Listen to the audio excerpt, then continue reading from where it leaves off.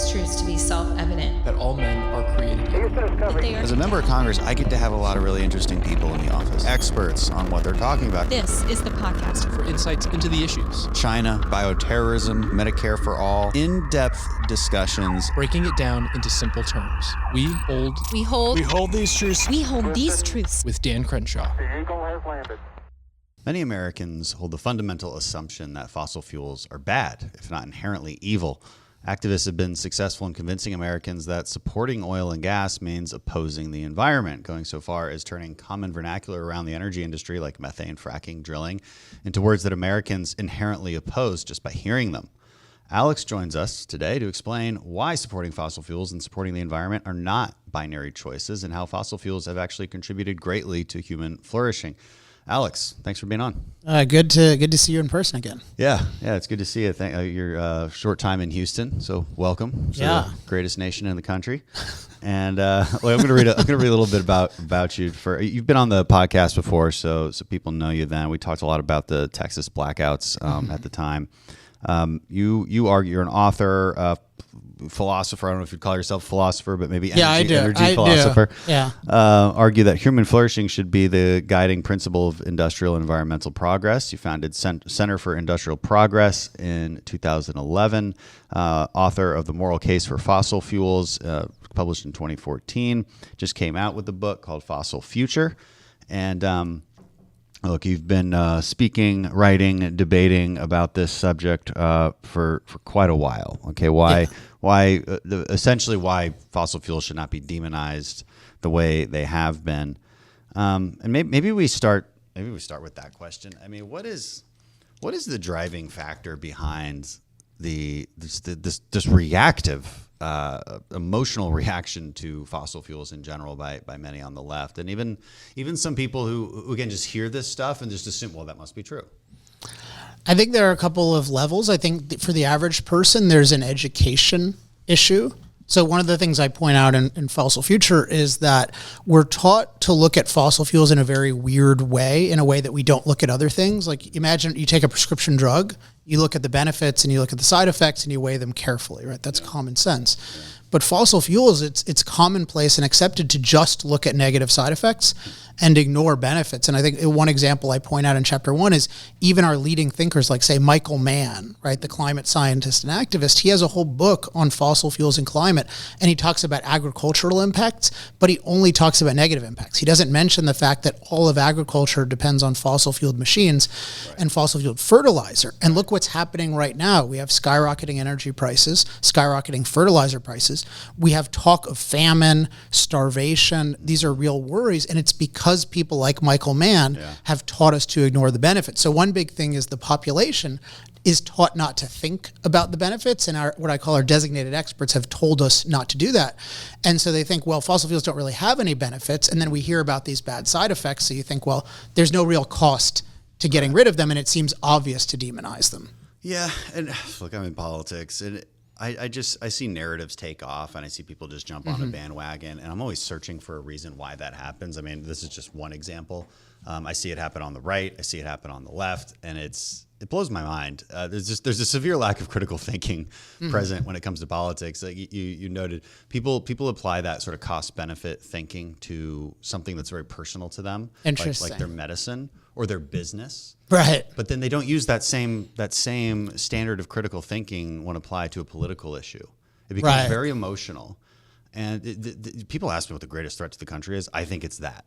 I think it's our inability to use critical thinking skills when it comes to politics. We treat politics more like a sports team.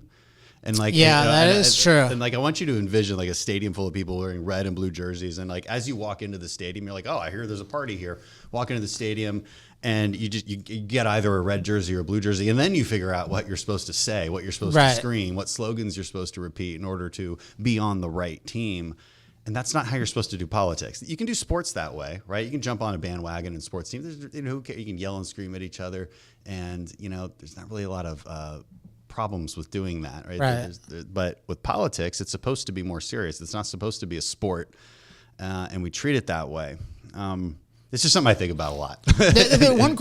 One question I think about a lot is sort of there's the followers of a movement where lack of education is an explanation, but I'm always interested in the leaders who've been exposed to the truth. So one thing I talk a lot about in Fossil Future is what I call our designated experts. These are the people that supposedly speak for all the researchers and what I call the synthesizers. And what you see is people like Michael Mann, like they're ignoring the benefits. And is it possible Michael Mann has never heard? What's his motivation? So what I think it is I think, and it takes a while, I think, to prove this, but I think that there's a very deep hostility to human impact on nature in two ways. It's a worship of Gaia, Mother Exactly. Earth. So I sometimes call this, the broad idea is like the perfect planet premise, which is the idea that before we came here, nature was perfect. Yeah. And then our impact is two things. So it's one, intrinsically immoral. So it's just the wrong thing to do. So you see this with climate. It's not just the climate change will affect us negatively and we should be concerned. It's the idea that for us to impact climate, that's just wrong. We just shouldn't do that. Right. And then the other thing, which I think you hit on that really well, because they see Mother Earth as a living thing that we are a parasite on. Yeah, or sort of a living thing, but also as a god, right? I think of it as the number one moral commandment of the modern environmental movement is thou shalt not impact nature. Ever. But then the other thing is that's not enough to persuade people. So you also need to persuade people that if you violate the commandment, you'll be punished. And that's this idea that our impact is inevitably self-destructive. So you see this with, I'm sure you're familiar with all the catastrophizing of the past. Like we're going to run out of resources. Right. We have more resources. Pollution is going to ruin the earth. We have better environmental quality than ever. Catastrophic global cooling, catastrophic global warming, fewer climate-related disaster deaths than ever.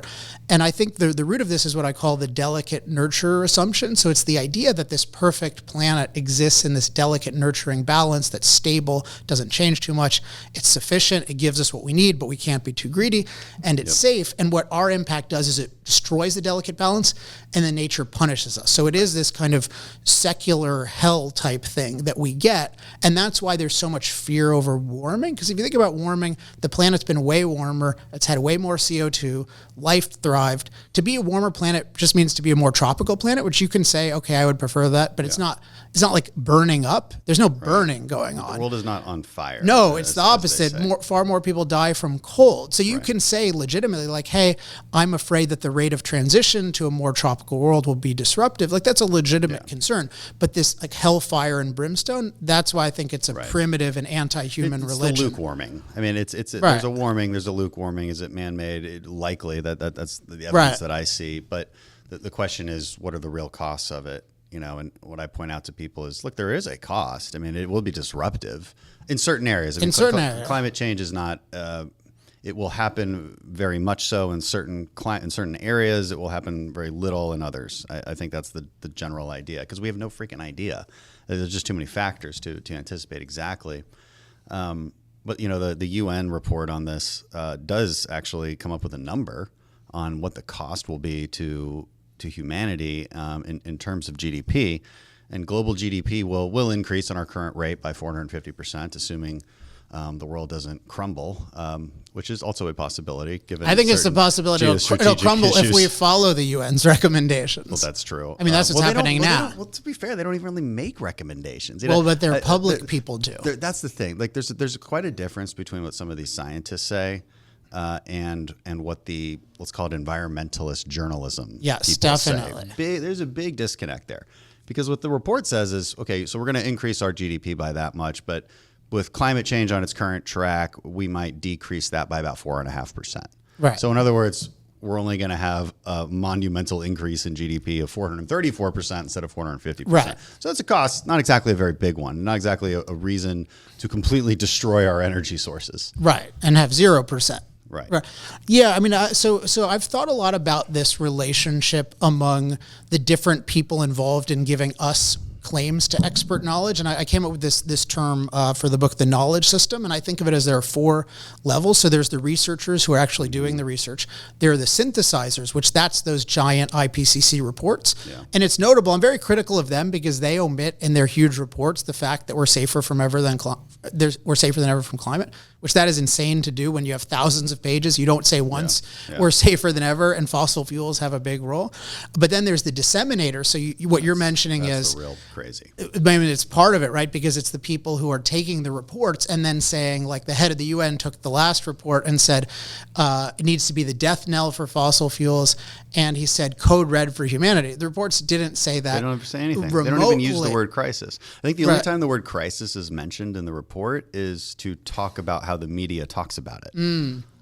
Although they are getting there are pressures to make those reports more alarmist. But then the last stage that I think is just as important is what I call the evaluator stage. So even if you think drought has increased or will increase by 10%, there's a question of what do you do about that? And people often take their own political policies as this is what the scientists say, but you can never go from specialized science to one policy because you have to integrate many factors, including the benefits. We saw this with COVID, right? Where people were like, this scientist, even if he's totally right about the virus, which is very hard to be, he's in favor of a lockdown. Therefore, the science doesn't say that. The science just says, if it says anything, something about this virus, and then lockdown or not. Science is a description. I mean, exactly. Fundamentally, science describes something. It doesn't prescribe anything. That's up to policymakers who have to weigh costs and benefits and evaluate trade-offs, which we fundamentally failed to do during COVID, at least for a while. Right. I mean, Shanghai is still failing to do that. And part of evaluation is there's always this question of what is your standard by which you're measuring things. And with COVID, it was eliminate this virus at all costs. And if that's made explicit, that makes no sense. Right. And I think with fossil fuels, it's eliminate CO2 emissions at all costs. That's the implicit goal we're dealing with. And that does not stand up to scrutiny as a goal. No, it doesn't. Well, why not? I mean, so somebody says that, like somebody argues to you, we've got to reduce CO2 emissions. I mean, we're going to die. I mean, tell us about CO2 as a gas. I'll talk about it as a gas, but just in terms of a goal. So you want the goal to be. So the goal, I would think of it as advance human flourishing on Earth. If you're thinking about the world as a whole, you want to advance human flourishing on Earth. And I think which isn't their goal, by the way. But that's very important. That's very important. Is that there's a very popular goal of eliminate human impact on Earth. Now, you could have the goal of advance human flourishing on Earth, and if CO2 emissions were negative enough, a big priority could be reducing CO2 emissions, but it wouldn't be because their impact. It would be because they're a really bad impact if that were the case. But when you look at them from a pro-human perspective, it's very hard to make that case, because they are coupled with huge benefits of fossil fuels, and in particular, they're coupled with what I call climate mastery benefits. Right. So fossil fuels, unlike, say, an antibiotic or a vaccine, they can cure their own side effects, which is a really amazing thing. They could make drought worse, hypothetically, but they can make us 10 times safer from drought through irrigation and through different drought relief measures. And we're, in fact... Building things. Yeah. I mean, all things that are built occur because of fossil fuels. Yeah, I mean, I think of it as their machine calories, right? So every machine that we use is powered, on average, 80% by fossil fuels. And so what we see is you have to acknowledge that, hey, climate-related disaster deaths are down 98% over the last 100 years. Drought-related deaths in particular are down 99%. So what's really hard is when you think about CO2, it's actually really hard once you factor in climate mastery to think of a big problem that could occur. Because if you think about, warming, like how bad can warming get? Well, we know the planet has had 10 or 15 times more CO2 and it didn't burn up, and it doesn't even perfectly correlate with warming, but we know life has thrived when there's 25 degrees Fahrenheit, 16 degrees Celsius warmers, 14 degrees Celsius warmer temperatures. So again, and the way it works is it's what's called the diminishing or logarithmic effect. So new molecules of CO2 warm, but they warm less than the last. Kind of like once you use your gas over 55 miles an hour, you need more gas to get the same effect. So what you would expect is what you call lukewarming, not this out of control. So warming and far more. Because I was going to say 14 degrees Celsius increase would really suck. I might survive, but I think it would. This is if it was immediate. But it'd be a really tropical world. So it would. That's pretty dang tropical. It would be, but it's more distributed. So part of the way it works is the warming is more in colder parts of the world. Yeah, but we have no way of getting even a quarter of the maximum CO2 and if we have time to liberate things like nuclear, we could really take control. And in 50 years, 60 years, we might not have to emit CO2. It would be a choice. And then we'll decide like, hey, do we want more CO2 or not from a human flourishing perspective? But it's really like, are the storms really going to get 3 times worse? I mean, we've already had warming. We've already had CO2. That's implausible. The most plausible thing is sea level rises, because it's true that warming does expand the seas. And with the cold, but with heat and cold, so far more people die of cold than of heat right now. So the world is not hot. This is just the science is very iffy on storms and droughts and fires. But to be a problem, fires are actually fires are really easy to deal with. So we deal with them so badly, so we think it's a problem. But we can manage forests. You can build barriers. If we're 5 degrees Celsius warmer, you could totally manage fires. I mean, so it's the sea levels. But if you look at sea levels, we're rising at 1 foot a century right now, and the extreme projections are 3 feet a century. Yeah. And this is a world where 100 million people live below sea level at high tide. So it's hard for people to get that, yes, we are having a warming impact, but it's not remotely catastrophic. And the benefits that come with it are huge, including the climate. And I think it's just pretty straightforward, but we've been taught to think either you're a climate change believer and fossil fuels are evil, or you're a climate change denier and fossil fuels are okay. And I think people like you and me are blasting that and saying, no, if you look carefully at the benefits and the side effects, the benefits are greater. That's all we're saying, and that's hard to argue with. Yeah, no, I think that's completely right. You mentioned nuclear. I don't know if I want to go to nuclear just yet. You know what I want to do is let's get a history of fossil fuels from you. What life was like in the Industrial Revolution prior to fossil fuels, as fossil fuels came into being. What happened with humanity, and what in life is possible with fossil fuels, and what is possible without fossil fuels? I think this is actually the most important question when people ask me, what do I need to teach kids? I think the number one thing is, what was life like before fossil fuels empowered humanity? Because we have this, what I call delicate nurture idea, which is that nature is stable, sufficient, and safe. And if you look at life before fossil fuels, it is clearly not that at all. So what you have is you have this tragedy of like life expectancy is flat around 30, like you go back thousands of years, right? And then income is close to flat, and population is close to flat because you have a lot of kids, but you have a high death rate. So it's just like, you just think about that tragedy of just constant, right? Like constant tragedy. Humanity's barely surviving. Right, barely. But they have this romanticized view of it. Right, but that's why it's so important to de-romanticize it. So if you think of it as, how good is Earth as an environment for humans? Because we think of a good environment as one that we didn't impact, and I'm really trying to challenge that. An unimpacted environment is a terrible environment. So a good environment is one where an organism has a good opportunity to flourish. That's what I think of it. And part of that is you can get nourished with relatively little time and effort. So you think of what that was like in the past. You had to spend so much of your day just getting enough food to make it till the next day. Whereas you compare it now, I have this story from when I was at Duke. Like I wasn't poor technically, but I had run out of my meal plan and I didn't want to ask anyone for money. And so I just lived on lentils and tuna for a long time, and I could live on $25 a week, right? You think about that. Let's say that took me an hour to make. So I could spend 1 hour of labor to get totally fed better than most people in history. So think about how the modern world is so much better of a human environment in terms of nourishment. Then you think in terms of safety, like how jeopardized are you and how much effort do you need to spend to protect yourself? Like the pre-fossil fuel environment, you're in jeopardy by inanimate nature and animate nature, and it's so hard to build a shelter. And in both cases, it's hard to nourish yourself. It's hard to build a shelter because you need productive ability. And without machines, human beings have to have manual labor. What's also another good example is how people kept the lights on. And people kept lights on. They were able to work in the dark. Yeah. This started in England, and where there's in the wintertime 8 hours of sunlight maybe, so that's not good for productivity. If you can't see what you're doing. Candles aren't really a workable solution if you're trying to do complex labor like looming or something. So they would burn whale fat, and they would use whale oil. And even that was a big advance. That was a big advance. But it was out of reach of most people. What did it do? It caused the deaths of millions of whales. And so you almost hunt whales to extinction. And that was eventually replaced, over the course of a couple decades, with petroleum products, which don't require the killing of any whales. Another example is like where our first kind of use of plastics was like a tortoise shell. This is something Schellenberger writes about in his book. And so do you think that's better? Is that a better tool because it's natural? Well, you have to kill a lot of turtles to make that. I don't think that seems like a good idea either until we invented petroleum products, which create plastic. I think most people don't even know that plastic is created by petroleum.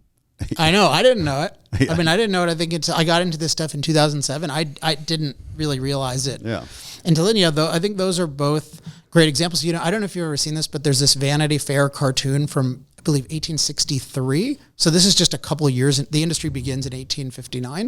It's 1861 or 62 or 63. And it's whales dancing, celebrating petroleum. So one interesting thing about the oil industry is it dominated really, really quickly, just a couple of years, because it was so superior in terms of cost effectiveness to the alternatives. It's just this amazingly dense, abundant thing that once you figured out how to harness it, you could just do so much more. What else do we make from petroleum products that people maybe don't realize? Yeah, so the way I think of it is there are like these two big categories. So one is just we have these amazing machines that dramatically expand and amplify our naturally meager productive ability, and that's the number one focus. But we also have all these amazing materials. So the way I like to do it is just look around you and ask, where does every material come from? And if, let's say, it's not glass, it's not rock, it's not wood, it's not like another obvious plant or something like that, it's not an animal, it's probably made of oil or natural gas. I mean, so I don't know how much of this room. Or at the very least, the wood is transported to you. It is cut for you. Right. So the machines, right. But even the wood, like it's going to have, right. It's going to have some sort of varnish or something like that to protect it. But, I mean, just in this room, like you think of the paint, you think of the coating of this, you think of these headphones, you think of a lot of that cup. I mean, you think of the buttons on our shirt, the bottoms of our shoes, the insulation in the wall, the carpet. And the key thing is, why are we using oil and gas for all of these things? Because it's the most cost-effective thing. And which means if we didn't use oil and gas, these things would either be way more expensive, less functional, or they just wouldn't exist at all. And it's the same with energy. We're not using oil and gas and coal just because we have a fetish for them or because of legacy. They're still 80% of the world's energy and growing, because for most people in most situations, it's the most cost-effective way to get energy, which means to use machines to make yourself productive and prosperous so that you live in an abundant and safe world versus the naturally deficient and dangerous world. Yeah, and it certainly is a dangerous world. So let's talk about the trade-offs then on energy, because that's where the debate usually goes, is energy production, powering the grid. You note in your book a variety of times that, look, solar and wind are, for as much subsidies as they've received, for as much attention as they've received over time, still only about 3% of the world's energy. Right. And it doesn't appear to be going up. It's going up a little bit. It's going up a little bit, but it's, I guess the question is, how much can it really go up? Well, it can actually go up. So it can go up quite a bit, but we're going to be a lot poorer. Because the issue is, so it's not going up in places where it's not preferred by governments. So if you look at, like, you can say Germany or Denmark. I mean, Germany has, I think, over 35% solar and wind. This is just for electricity. The rest of energy is more of a challenge. Denmark, depending on how you run the numbers, is like 50%. But what you need, even when you have those high numbers, you need essentially 100% backup infrastructure. So you can't really cut back on the controllable, reliable sources. Right. So you end up driving up your prices. If you're willing to pay the cost of the unreliable infrastructure and the reliable, you can run up your numbers quite a bit. But what happens, what we've seen with Texas and where I am in California, is people don't like those cost increases. So you cut back on what I call the reliables. And that's what we did in California. Or you import. Texas isn't so much an importing thing, but you're seeing this around the country. California imports it and says that they're all renewable. Exactly. But what you're seeing now is that everyone is trying to do this because all the grids are trying to have these net zero things. So they're saying, everybody's trying to do it. They're saying, we're going to get it on imports. And even Germany has huge reliance on imports and exports, because when you overbuild, you need to be able to export, so California needs to export a lot in the middle of the day and import a lot at the end. So there's just no solution right now for the fact that these are intermittent, because the real thing you would need is mass cost-effective storage, and that doesn't exist remotely. I ran the numbers. If you wanted global backup of all energy for 3 days, using Elon Musk's best prices, it'd be $400 trillion. So many times global GDP. Yeah, that's 3 days. And the sun and the wind do not work very consistently. No. And even in California, you can get a lot of clouds, let alone even Florida, let alone Wisconsin. Yeah, and it doesn't appear to be getting any better. I mean, you can only store so much energy in a product like a battery, right? Just physically speaking, I've asked people who are real smart on this. What are the theoretical improvements? I mean, theoretical, not even on the horizon, but theoretical improvements. And they say, well, maybe 7 times what you can store now. That'd be amazing. That would, but how do you really get there? And then how much materials do you have to mine to actually get there? And then to store even for just 4 hours, right? Because if you could store energy for 4 hours from renewables, during peak hours, right, when they're really blasting, that would have some pretty serious benefits. It just doesn't seem likely anytime soon. And then you look at the general geography of where solar and wind actually work. It's not everywhere. So it was one of the reasons why I asked. I mean, how much can it really go up? I mean, it's certainly prohibited by basic geography. You can do a lot of wind in West Texas, so we have very high. I think it's over 30% of our mix can be wind. That's the capacity. Sometimes it's 1%. If it doesn't want to blow that day. That's the real problem. Yeah. So it's the cost. So I always try to think about what's cost effective, because if you think about it, energy empowers us to use machines to be productive and prosperous, but only if we can afford it. So I think of it as like a private jet is an amazing machine, but it's cost prohibitive for most of us. The more expensive energy becomes, the more machines are like a private jet for people. So when they say, oh, we can create 100% renewable system, there's a question of whether you could physically do it, but you cannot economically do it, and we should really focus on policies that require people to compete with low-cost, reliable electricity. So my belief is solar and wind should be free to compete, but I think they should have to couple themselves with reliability. So either they combine themselves with like natural gas plants and they deliver a reliable product to the grid, or if you can do something with batteries, which for the reasons we're talking about, you cannot do right now. But I mean, one final point I think you mentioned the mining. I think this is a very revealing thing, because it's not, the solar and wind movement is not actually enthusiastic about energy, because they're hostile to fossil fuels. Well, hopefully we'll talk about nuclear. They're hostile to nuclear. They're hostile to hydro, and they're hostile to mining. Because the whole idea is we should be eliminating our impact, but solar and wind require far more impact in terms of the face of the earth, because they're dilute sources. Right. So you need huge amounts of mining, and then you need huge transmission lines, and theoretically huge amounts of batteries. And huge amounts of heat to make all of course. Yeah, well, they have no idea of how that's going to... with solar and wind power. Well, I mean, there are imaginary ways. If you could scale it all, well, then you can do a lot of things with electricity, but it's just the cost. Yeah. It's the cost issue. But I really want to impress on people that the solar and wind movement, it's not the equivalent of someone has an amazing alternative to the iPhone and they're just promoting it on a free market. Yeah. It's like they're saying, we're going to destroy all the iPhones, and trust us, we will replace it with this thing that's not working at all. And so I view it as the real focus is on eliminating our impact, and the enthusiasm for solar and wind is just a rationalization. Because again, it's 3% of the world's energy. It's parasitical. It needs to be promoted by the government. It just does electricity, which right now is 20% of the world's energy. And fossil fuels are 80% of the world's energy and growing. And the final fact that I haven't mentioned yet is that the world needs vastly more energy, including, we have 3 billion people using less electricity than one of our refrigerators uses. So in that world, the idea that you can rapidly eliminate fossil fuels, the fact that that's their focus, it's not just we're going to supplement and we're going to get better and it'll evolve, but we're going to get rid of all fossil fuels in 27 and a half years. I think it's pretty clear it's an anti-energy movement, and the solar and wind is just this phony reassurance. It's like Biden, right? Don't worry, I'm going to shut down the Keystone XL pipeline. I'm going to shut down leasing on federal lands. I'm going to threaten the industry and say, I guarantee you we will end fossil fuel, but don't worry, because I've got this magical solar and wind. But you didn't have it, and now we have an energy crisis.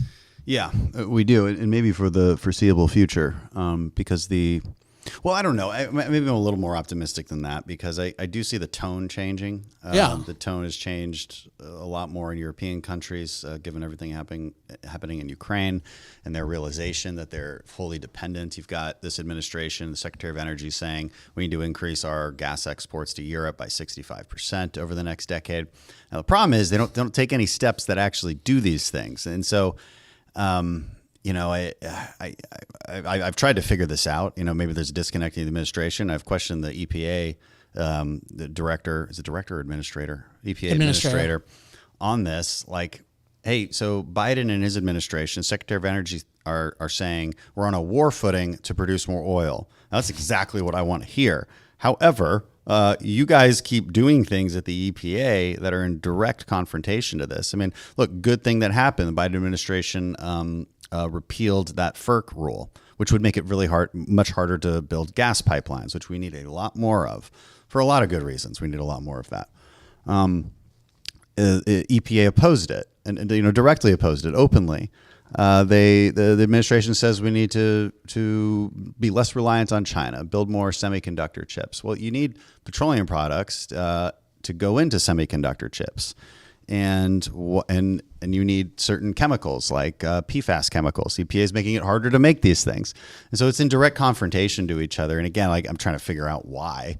You said it's an anti-energy movement. And like we talked about before, it's a bit of an anti-human movement. Yeah. And I do not like it when people, when they disagree, just label someone like, oh, well, you only think that because you hate people, right? Like I don't like that, but I also like to look at evidence, and when activists suggest that you shouldn't have kids because you're hurting Mother Earth, then it kind of reveals to me what you actually think because you're saying it out loud. Yeah, I have the same thing. I mean, in Fossil Future, I think it takes me 70 pages to get to the idea that there's an anti-human thing because I give them every benefit of the doubt. But it's like, wait, you're ignoring the benefits of fossil fuels.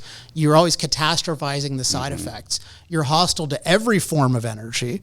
Right, that's a big reveal. Like what's going on now with the administration? I think it's ultimately anti-human ideas behind it, but I think in particular they're committed to this idea of eliminate CO2 emissions at all costs, and then they're also committed to the idea of let's be popular so we don't get driven out of office. Right. So let's say the right things, but not actually do them. Well, but it's kind of how do they make sense of it? Because are they willing? What we want is to give up this dogma of rapid elimination of fossil fuels as the way forward, and versus you would want them to adopt something such as let's liberate cost-effective alternatives such as natural gas and nuclear, and then in the long run you'll have things that are alternatives that China and India will actually use. But they have this idea of no, America needs to lead by rapidly eliminating, and somehow that'll magically make the rest of the world like they have this, and they're not willing to give up this specific dogma. But they don't like the electoral consequences, which is why they've, I think, really shamefully, their whole thing has been blaming the industry, which I think is really perverse because their message to the industry has been, do not engage in these activities. We will make it unprofitable to do so. And now they're saying, why don't you do more of these activities that we've threatened to make unprofitable? And I know a lot of people in the industry, none of them are very reassured by the administration temporarily changing some specific policies for popularity reasons. What we really need is a commitment from Congress and the administration to say, we now reject this Paris Agreement net zero agenda. We are no longer doing this. We have an energy freedom policy. We are going to protect the freedom to drill for oil and natural gas and to invest in it and transport it. And you really need a congressional commitment that's supported by whatever administration. I don't think this administration is going to be the one, but you need that long-term confidence for the industry to really comfortably say, oh, let's deploy capital given all the threats that have been levied over the years and all the punishments that have been meted out. You mentioned China and India. Again, these are going to be our biggest emitters, biggest users of energy over the next 50 years. There is some narratives out there that say, oh, look to China. I mean, they're the number one producer of solar and renewable energy. Yeah, using coal. They're doing great. I mean, tell us the real story about China. So the China situation is one of the things that scares me most in the world, because I feel like we're in one of these times in history where one side is obviously strategic and the other side is obviously just embroiled in these ridiculous internal conflicts. So you have China, they clearly want to be the world's superpower by 2049, right? That's an explicit goal. It's not a pro-freedom place. No, it's not. So it's not good for it to be the global superpower. Yeah, because they want to export that non-freedom ideology. Yeah. It's So it's but then you look at what's happening in energy is they have pursued an aggressive so they have about 84% fossil fueled economy, even more than ours, over 60% coal for their electricity grid. And that's one of their huge competitive advantages that they use to produce solar panels and wind turbines that we are importing. And they're very eager for us to use more of them. And even so the main problem with that is those are not cost effective. And so that would ruin our competitiveness, our standard of living, certainly industry. But the other thing is they control that supply chain to a degree almost nobody comprehends, particularly the processing of all the raw materials. So even if you can mine some of these materials in the US, which is hard enough because we have an anti-human impact movement, they process everything. So they can, like if you think Germany is dependent on Russia, which they are to a catastrophic degree, we're far more dependent on China for green energy. Yeah, and even for a lot of other parts of just modern technology, it's not just we don't need to use renewables and then we're okay.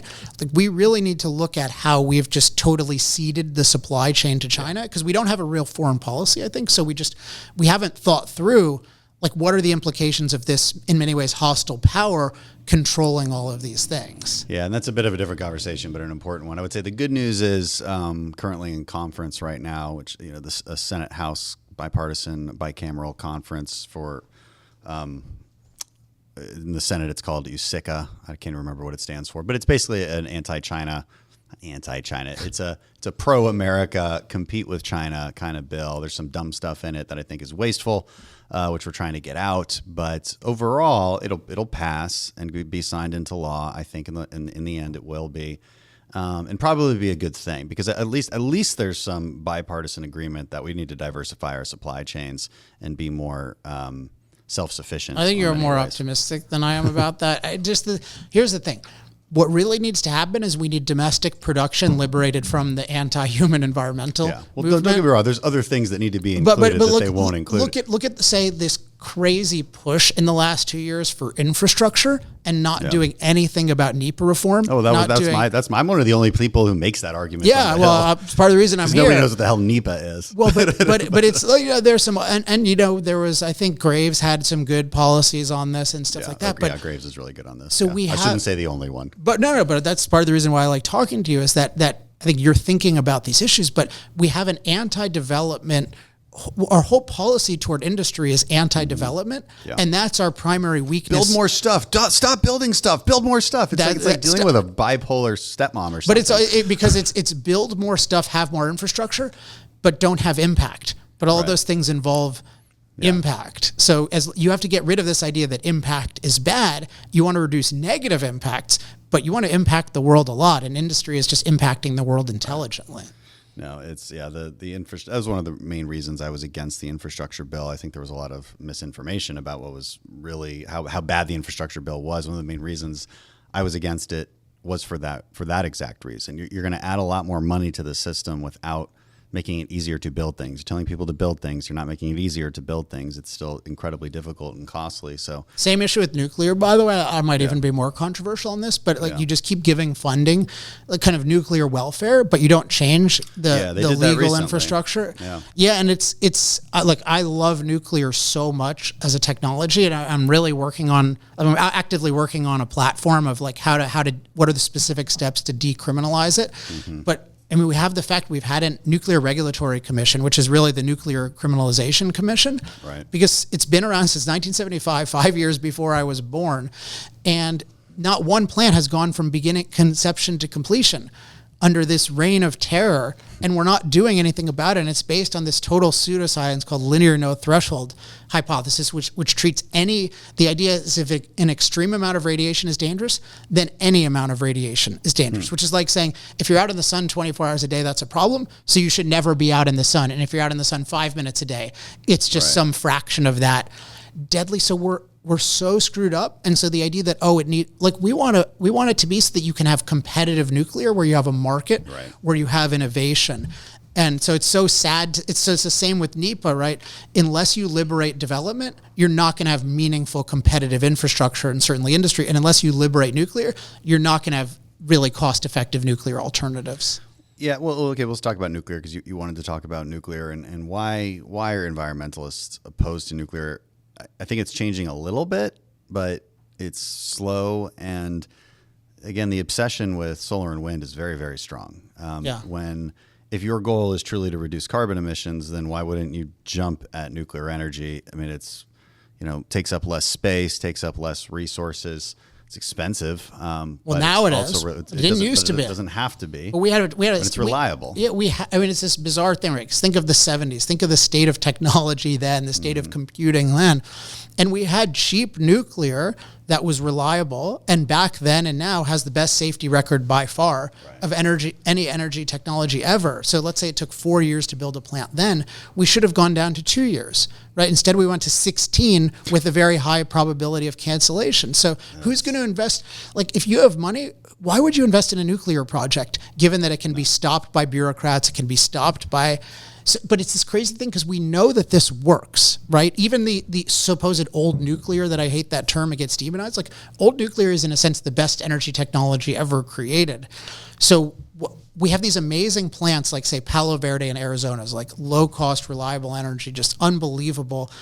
But I've talked to those people, you can't build a new one. So why, when you have these amazing successes, they don't even consider it, right? They're looking into what are called SMRs, small modular, but that's kind of new and unproven. The fact that you can't rebuild these wild successes shows that just the political regulatory infrastructure straight up. So we have this proven thing that works versus solar and wind, which kind of have this obvious problem of unreliability and have never worked at all as a remotely self-sufficient thing, are creating all these problems, and yet there's this insistence on them.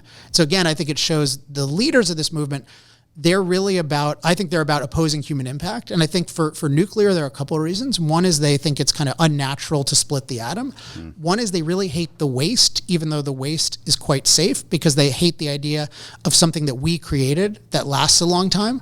And then the Schellenberger argument, which I agree with, but I think it's harder to show, is that people don't like the idea of like a limitless source of clean energy because energy allows you to impact the earth.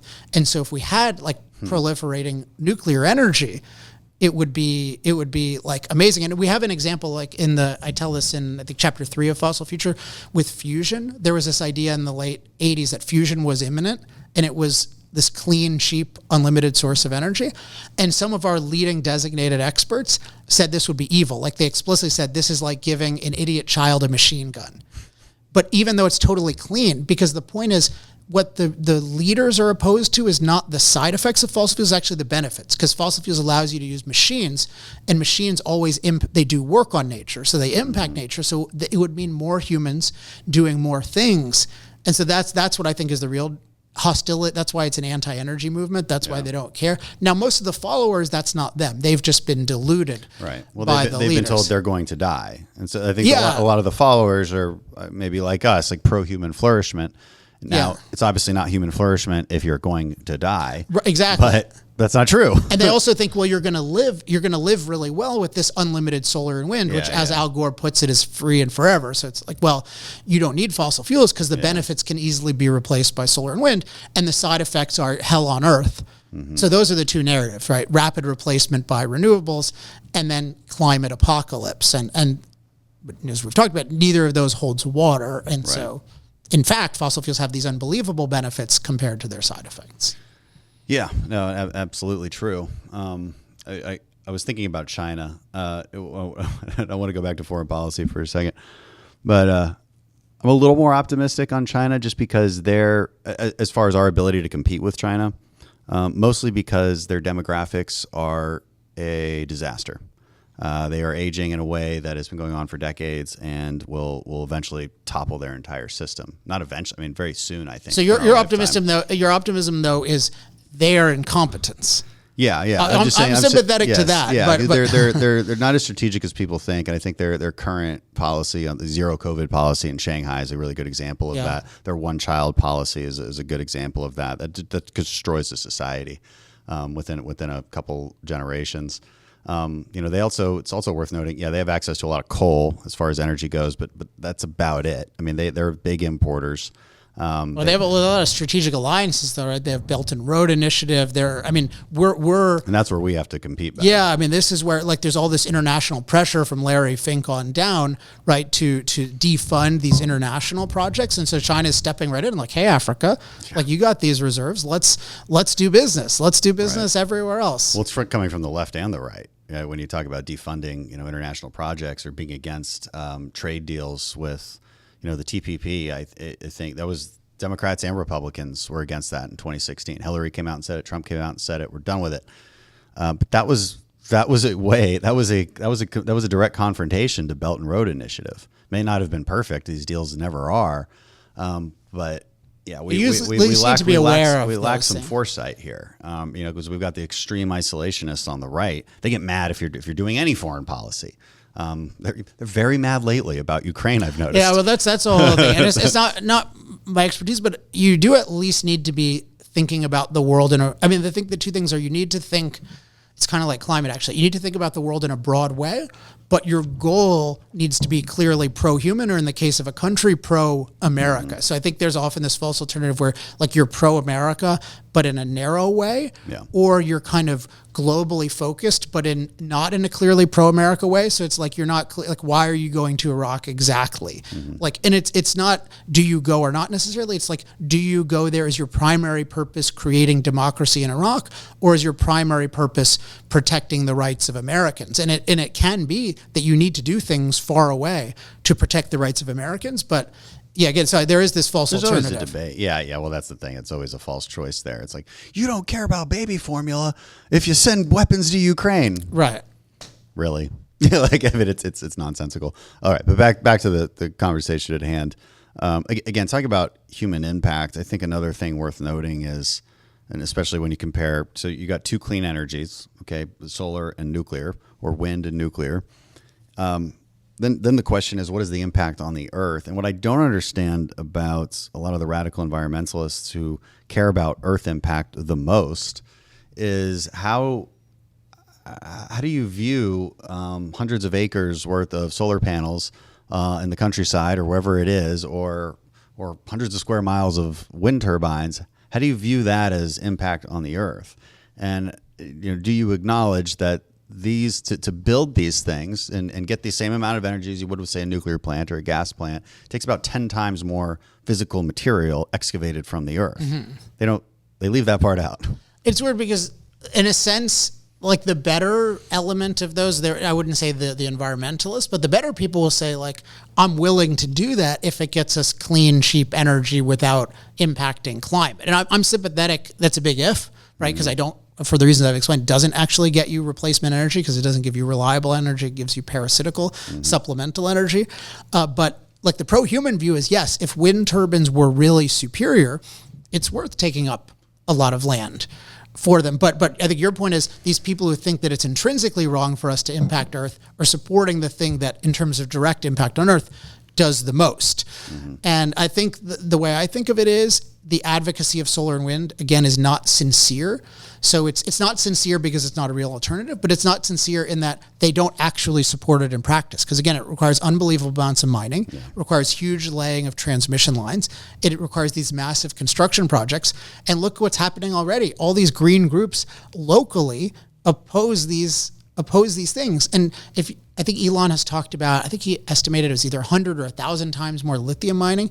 Do you think the environmental movement is on board with 100 or 1,000 times more lithium mining? You can barely, so it's insincere. So I think of it as the modern environmental movement has only supported one form of energy ever, which is imaginary energy. It's always the thing, they oppose the energy of the present and they claim to support this replacement, but look at what happens if it works. They supported nuclear, then they opposed it when it worked. Yeah. They supported natural gas for a long time, and then when it's really started proliferating, they called it fracking and said it's evil. And so with solar and wind, if solar and wind really proliferated, they would say it's terrible. Or take a technology I talk about in chapter 6 that's more promising, like deep geothermal. So regular geothermal. I'm curious about that. It's really interesting. So, I mean, the issue with solar and wind is they're intermittent flows of energy. Mm-hmm. The nice thing about geothermal is you're dealing with heat underground that's a continuous source of energy. It works really well, though, in certain current technology works really well, where you've got a lot of heat near the surface, which is pretty unusual. Say Iceland. That's why Iceland has, well, it's got a lot of hydro and it has a lot of geothermal, so their electricity can be, quote, 100% renewable, right, but not the kind the green movement likes. Now, the prospect of deep geothermals, if you go way deeper in the ground, then you can get this source of heat in a wide variety of places that you don't have, that aren't geographically blessed in this respect, like Iceland. But so there's a lot of, it's very speculative now. I mean, they haven't, it's, you know, they've been working on these projects for 20 years. There's nothing commercial yet. We should definitely be pursuing it, but just think about, it actually involves fracking often, like literally the same technology. So can you imagine Al Gore, Sierra Club, Greenpeace being okay with us drilling many miles underground for geothermal? So I've heard Gore say he supports geothermal, but does anyone believe they're actually not going to find a problem with drilling holes all around the world? So this is why you have to choose. Is your goal to advance human flourishing on Earth and you embrace intelligent impact, or is your goal to eliminate impact on Earth and therefore you don't really embrace any form of energy? And I think the green movement, they don't really embrace energy. They just pretend to support energy that doesn't work as an excuse for opposing the energy that does work. How deep would you have to go to get the right heat mix? Like it's like I have the details in the book, but it's like a couple miles. Okay.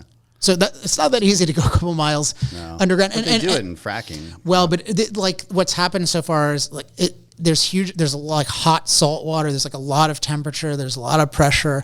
I mean, it's definitely worth looking into and exploring.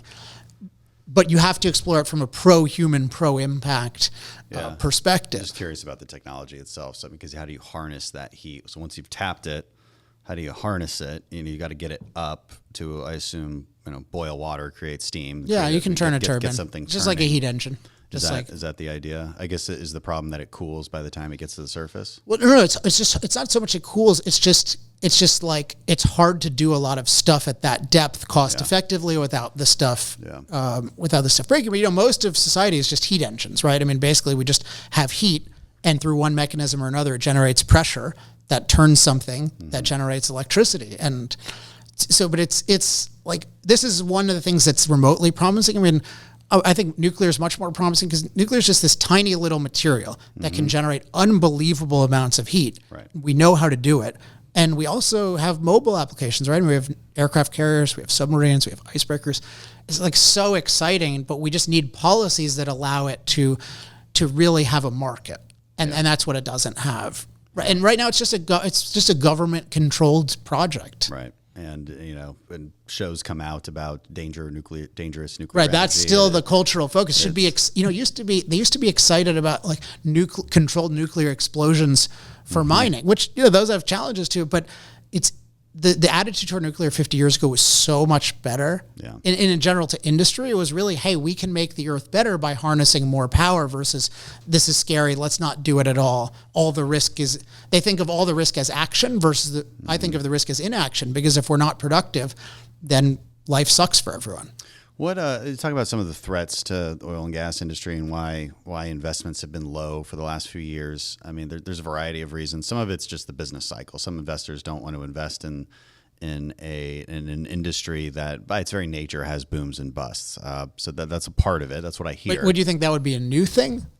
No, because it's been boom and bust industry for 150 years. But this is what oil and gas companies tell me themselves. So, as far as when they list like why things are difficult or why they don't want to invest, government regulation, certainly one of them. Again, this sort of demonization that occurs by the Biden administration, because if we wanted more production now, you needed to be investing in that a couple of years ago when they were on the campaign trail saying, we're going to destroy you. We hate you. So that's obviously a problem. Another problem is ESG activism. Let's talk about that for a second. And then I want to ask you, are you optimistic that that's going away, considering Larry Fink's recent statements? Larry Fink from BlackRock saying, we're not so sure about actually investing based on this, which when they were the biggest proponent of it. So I think I'll focus on ESG, but it all comes under what I would call the fossil fuel elimination movement. And so we see that this is a global movement. I mean, look at the Paris Accord. Basically, every country has signed on to something that says, at minimum, eliminate 80% of emissions, but is now being interpreted as eliminating all emissions, all net emissions at least, by 2050. So it's 27 and a half years from now. And again, fossil fuels are 80% of the world's energy and growing. And so what you get is, you get countries making these commitments, but then the countries aren't following through so much. So the genius of the modern environmental movement is they got the corporations to commit, and via this ESG stuff, more broadly under stakeholder capitalism. And that has been this amazing coup, because the premise of ESG is that it came from the UN. Like, we, the UN, have identified these unbelievable good business norms that everyone should follow, which I don't know why anyone would think the UN has done this. So we know what the right environmental, social, and governance things are. So, but that's been, not surprisingly, interpreted as fossil fuel elimination, as well as hostility toward nuclear, by the way. That's what it means to be good environmentally.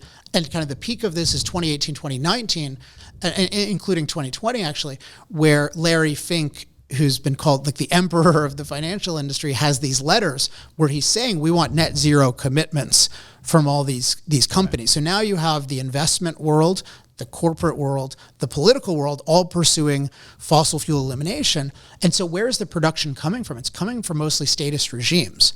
Right, that's where the production is coming from, the lack of threat. But the statist regimes are not good at producing things efficiently. They're not good at growing supply rapidly.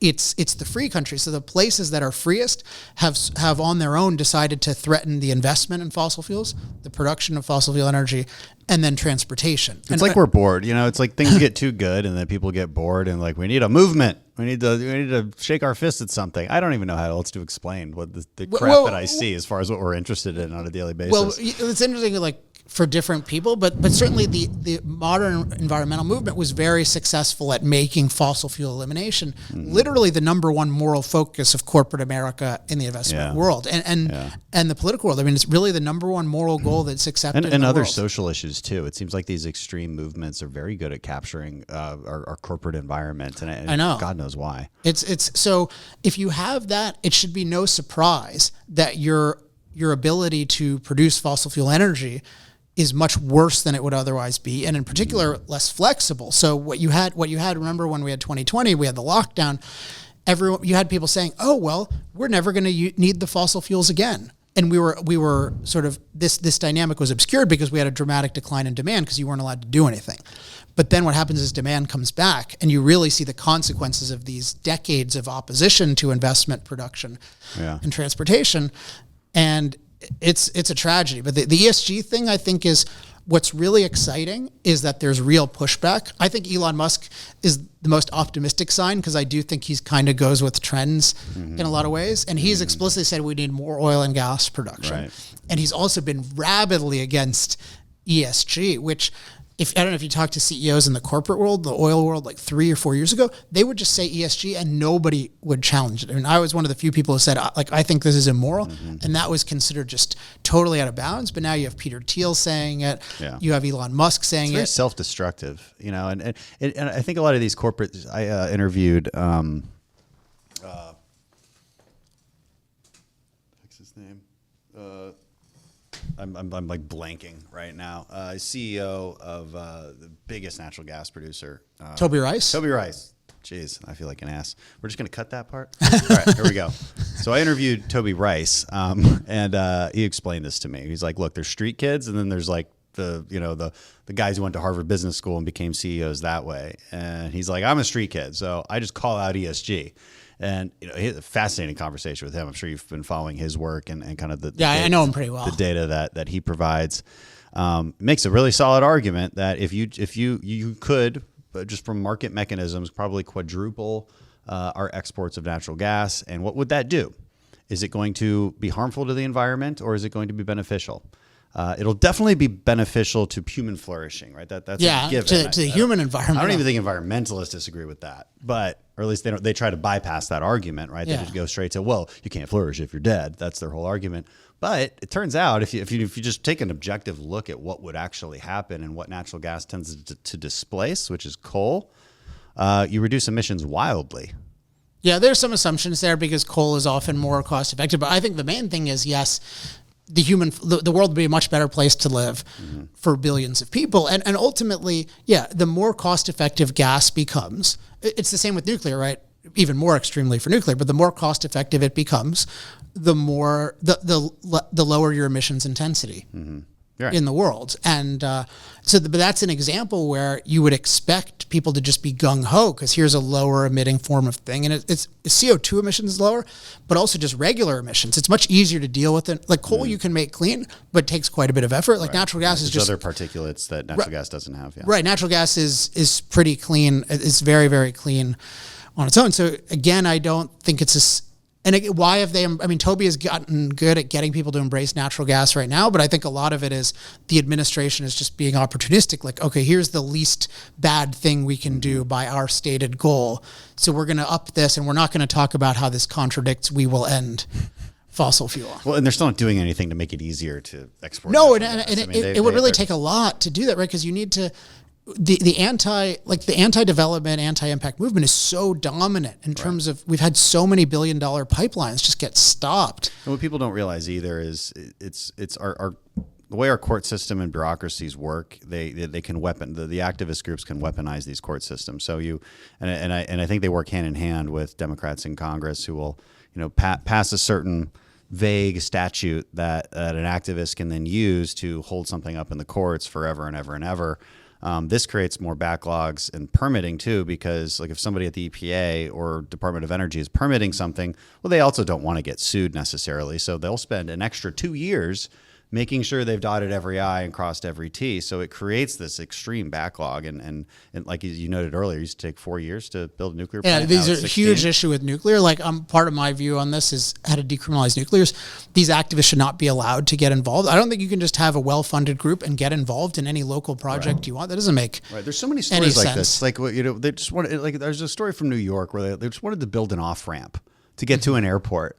And like after like 10 years of litigation, just, because of some spotted owl or I don't even know, but it's a freaking off ramp. Like the highway's already there. How much impact do you really think you're having on the environment? And, they just crush these things. They crush these projects, and it gets back to NEPA reform. I don't think we ever explained to the audience what NEPA reform is, but maybe can we do that real quick? Sure. So NEPA it's environmental regulations that apply to building things. Right? Is that this is the National Environmental Policy Act, and particularly with like government infrastructure projects. It can just. So we had President Trump, which I definitely don't agree with everything he did, but like he had really, really good reforms of this. But part of the problem is these reforms are via executive order, and then they can easily get overturned. And so I think you really need legislative change, which I think that's part of what Congressman Graves has called for in some of the better policies. It'll certainly be one of the many things I think we pass and maybe watch die in the Senate, but it'll as soon as we take back the House for sure. It's a huge thing though, because you just think about when we're talking about competition with China. You think China has NEPA? Yeah. Like they can. I mean, there are these crazy things you'll see. Like they'll build a subway station in 9 hours in China. Can we build one in 9 years? No. So it's like how much welfare, this idea of, unfortunately, there's too often, even among Republicans, the idea that the way to do something more is to give more money, to give more of productive people's money to a project versus make people freer to do these things on their own. And NEPA just holds up. It's just this destroyer of our economy. And so many politicians are unwilling to do anything. Nobody even knows what it is. Yeah, we've got to be more vocal about it. Like I said, I think we will get NEPA reform passed out of the House when we retake it, whether it dies in the Senate and Joe Biden would never sign it. So we got to win some elections. All right, back to energy. You talk a lot about hydro and how it's underutilized. You have some stats in here that are actually really, really interesting.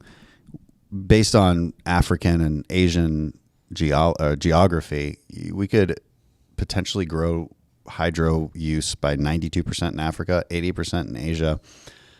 But again, this is something weird that the left or the environmentalists left is opposed to, just because they don't like things in nice rivers. They don't like dams, I guess, which dams also are what gives us huge drinking impact. water. So I guess you don't like drinking water either. Floods Prevents floods, gives you drinking water. Ironically, they also don't like chlorine, which is the only reason you have clean drinking water. That was another question I had for the EPA administrator not too long ago, which was why are you guys looking to ban certain types of chlorine and then ban chlorine made from asbestos and then make it harder to create PFAS chemicals, which is the only other way to create chlorine. You cannot import chlorine; it's too dangerous. So what the heck are you guys doing? Do you care about clean water or not? They don't have answers. They're like, oh, no, what we're doing is, this is what they always default to. Well, no, you're misunderstanding the regulations we're proposing. It won't make it that bad. And I'm like, the industry is not lying to us. Like, even if it doesn't completely destroy the industry, it'll definitely make it more expensive. And in a time of inflation, that's not a good idea. And what benefit are you getting out of this? It's nuts.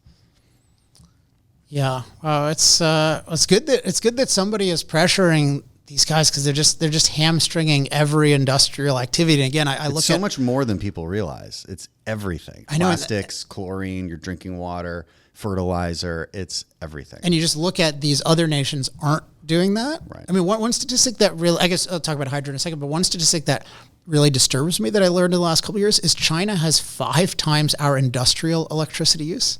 Huh. Wow. China. I mean, okay, you'd say they have. They're huge too. Yeah. Okay, they're huge, but they do not have the same standard of living that we have, even remotely, right? So what that means is it just shows how dominant they are in terms of actually building things. And I think we should, the more particularly you have computing technology, the more innovation can replace human labor. We should be leading in a lot of this stuff. It's not just about cheap manual labor. It's about all these things, but you just have to realize there's a systemic opposition to impact, and most of productive activity involves impact. This is why we're so dominant in things that don't have as much impact. Like, oh yeah, we can create a software company, even Apple, right? We can design it in California. We sure as hell can't build it in California. Yeah. Otherwise, who knows how much your iPhone would cost if that thing actually had to be manufactured in California, mined in California. And hydro is another example of this anti-impact thing because you have this thing. So it cannot replace fossil fuels because there's just not nearly enough hydro in the world to do that. But there are estimates you can have 2 to 4 times more hydro in the world. And in particular, if you don't have nuclear yet, so hydro can produce very, very low cost electricity, and those things last a long time. And in the right locations, as you indicated, they can help with drinking water, they can help with flood control. So they're often a very good idea. And yet the movement that claims to care about CO2 is hostile. So go to the Sierra Club's website, they still brag about here are all the dams that we've shut down. Even I debated this guy, Andrew Dessler, who was on Joe Rogan's show, which is selling so many fallacies. But one thing he talks about is he had this claim that, which is no basis, that you can just have 75% solar and wind, and then it can just be supported by hydro or geothermal or nuclear. But interestingly, so nuclear, the way it works today, doesn't scale up and down in the way you need to support. So natural gas is the best thing at going up and down. But you look at this guy's Twitter profile. I don't know if he thinks nobody reads things. He's against hydro. He said, I agree, we shouldn't have more hydro. And he's saying this is, so, but it's, so you can, that's why I say you can only understand it by the fact that their goal is eliminating human impact on Earth. If it's advancing human flourishing on Earth, you cannot be against fossil fuels for carbon reasons and then be against nuclear, and then be against hydro, and be against mining, and be against transmission lines. It's an incoherent position. It is incoherent. It's a refusal to understand how things work and where they come from, why things are the way they are. Or you don't want things to come. Yeah. For the leaders, they just don't want things created by humans. Yeah, no, I think for the leaders of these movements, I think that's true. I think a part of them, now they've never actually done it, but a part of them would be perfectly happy living in this sort of kind of Stone Age environment. I mean, it's romantic to them. And look, I think it'd be fun too for like a few days, but I recognize that if I wanted to go live off in the wilderness and be that person that they want you to be, this sort of indigenous lifestyle, and I wanted to do it successfully, I would need a lot of modern equipment. I would need my Patagonia jacket, which is made from synthetic material, which is made from petroleum products. I would need my tent, which is made from petroleum products. I would maybe want to take with me a knife, which was forged because of heat, which was created because of petroleum products. Well, you would actually you've got to be in like the 99.999th percentile of just human capability, right? I mean, most of us cannot, I'm sure myself included, cannot make it through SEAL training. And I'm a lot more physically capable. I'm a jiu-jitsu black belt. I'm a lot more physically capable than these climate catastrophists. Yeah. And I think I would be way inferior to you. And so you just think about, it's one thing to think about, what was life like when there are 100,000 people, when there are 1 million people? And what would it be like to be one of the few who made it? Yeah. We have 8 billion people right now who are supported right now.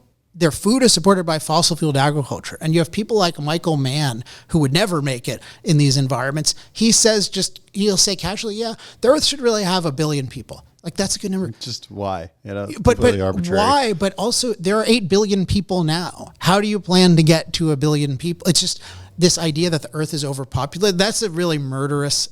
Anytime anyone just says those dark things, and it's always PJ O'Rourke, unfortunately, died recently, but he's the first person who questioned environmentalism that I ever heard when I was 16, because he had this book, and chapter 2 was overpopulation, just enough of me, way too much of you. And I just thought, I never forgot that. It's just the perfect summary of who the people who want to rule over the lower impact. Like, they want to rule the rest of us, and they're happy to be in charge of that. Sorry, I was interrupting. No, I mean, there's so much more to depopulating the earth than people realize. Again, one of the biggest threats to humanity right now and to our basic democratic systems are declining demographies, aging populations.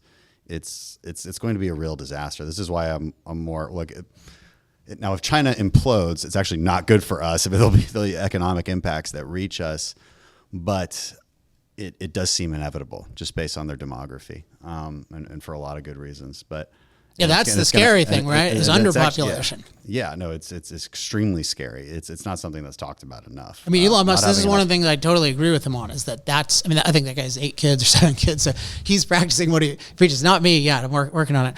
But it's me too. It's so. Yeah, I mean, you just look at these numbers, and particularly because we have all these unfunded liabilities. We've pushed all of these obligations. Disaster. And what does that do? It's going to crater consumer demand. You crater consumer demand, and you're going to crater your industrial capacity. Nations turn inward. Nobody's protecting the high seas anymore, so trade deteriorates very quickly. This is the theory. Okay, I don't want to depress everybody. I'm going to have a podcast on literally this conversation in a couple of weeks. But it's more important. I think we got to wrap this up, but maybe it's worth concluding that it's more important than ever, based on the problems that we foresee in the future, that you have reliable energy. For God's sakes, if you do one thing right, have some reliable energy, because I promise you it is worth it, despite what costs and externalities there are.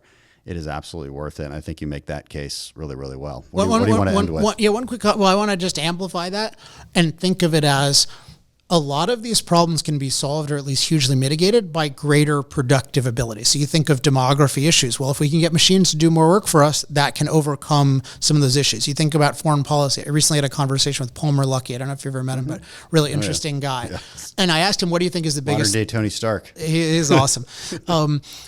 I asked him, what do you think is the biggest threat to our security? And he said, it's the U.S. economy. Because if our economy goes down, like the Soviet Union, that affects everything else negatively. But if we have a really robust economy, that can support a war effort, that deters things. So kind of everything is tied to productive ability, and productive ability is tied to the cost of energy. Because the lower cost energy is, the lower cost it is to use machines to be productive and prosperous. So it's not just let's not have blackouts, but let's liberate energy so it can be as cheap as possible for as many people as possible. And the opposite of what's happening right now, where we sort of unilaterally, I call, disempower ourselves, and we make fossil fuel energy more expensive. Solar and wind can't replace it.